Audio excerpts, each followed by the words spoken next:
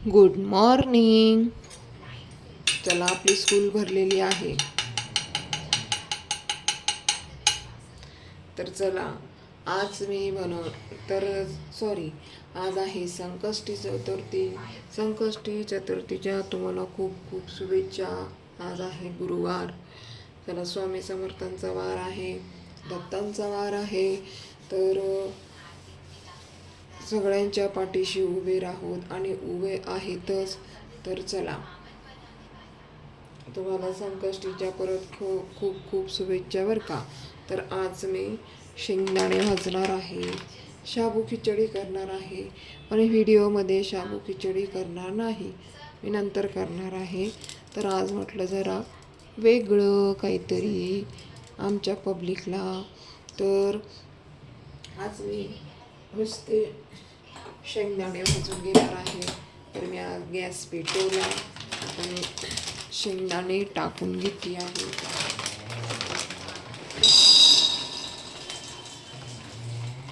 शेंगदाणे कसे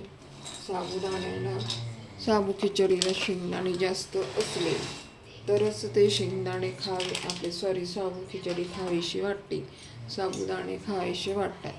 नाहीतर मग ती नुसतीच कसं तरी लागतं. तर मग जास्त शेंगदाणे पाहिजे थोडी खिचडीमध्ये.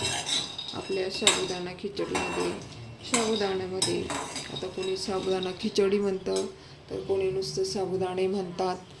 तर आमच्याकडे तर साबुदाणेच म्हणतात, साबुदाणा खिचडी म्हणत नाही.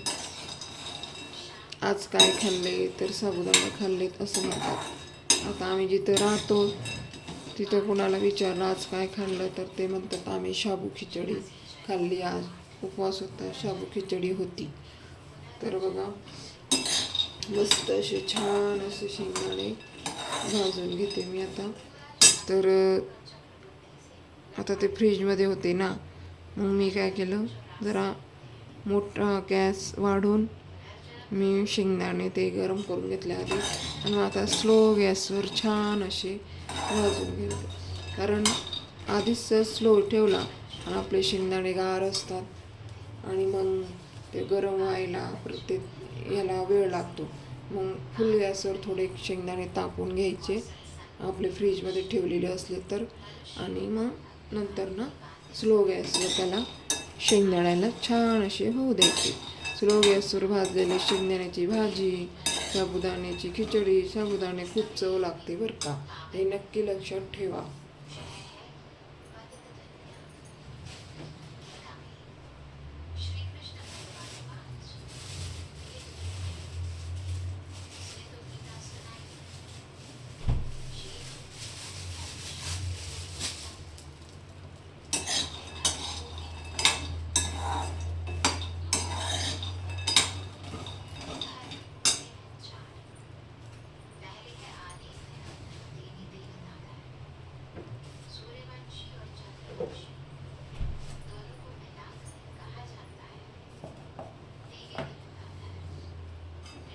तर चला, आज कुणाकुणाचा उपवास आहे, कोण कोण उपवास करणार आहे. आज चतुर्थी असते कुणाकुणाची, कुणाकुणाचा गुरुवार असतो. मग आज दोघे उपवास सोबतच आले.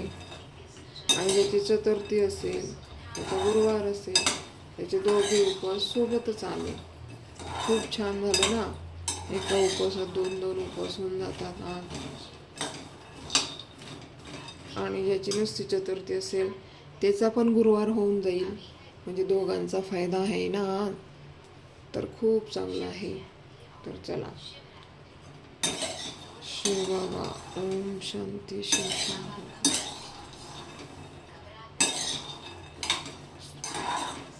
तर तुम्हाला मुरलीचा आवाज येतच असेल, कारण माझी मुरली पण चालू आहे बरं का. मुरलीचा आवाज तुम्हाला अधूनमधून येत असेल किंवा चालूच आहे. तुम्हाला आवाज येतो आहे की नाही मला नक्की कमेंट्स करून सांगत जा.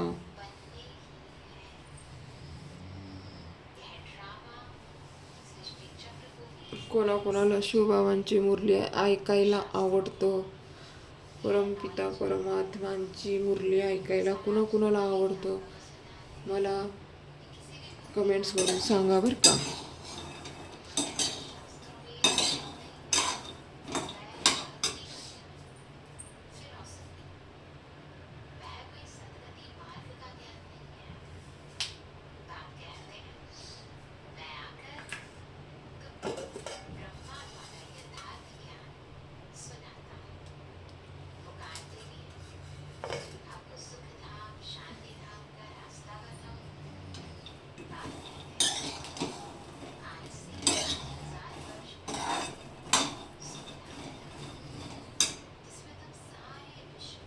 चला, आपले असे छान असे शेंगदाणे भाजले गेलेले आहेत. ते काळे दिसत नाही पण असे निघतात लगेच बघा. पण भाजलेला आहे का नाही शेंगदाणा मला नक्की कमेंट्स करून सांगा. आता कुठलाही दाणा घ्या, तो भाजलेला आहे. हे बघा, सहजपणे असे साल निघते. हे बघा,